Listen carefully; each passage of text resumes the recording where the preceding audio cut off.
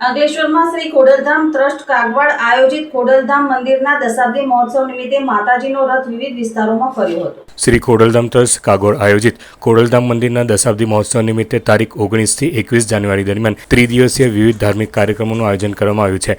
ત્યારે અંકલેશ્વર જીઆઈડીસીમાં વસતા ભક્તો અને સમાજના સભ્યોને આમંત્રણ આપવા માતાજીનો રથ આવી પહોંચ્યો હતો।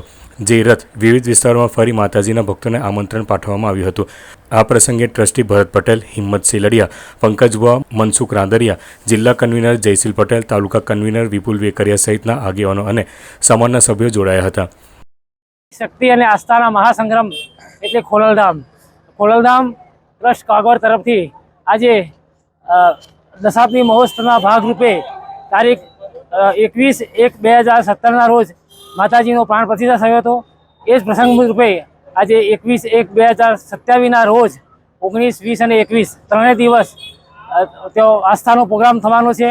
એ ભાગરૂપે માતાજી ખુદ સામે ચાલીને આપણા તેઓ અંકલેશ્વરમાં પધારે છે આમંત્રણ આપવા માટે।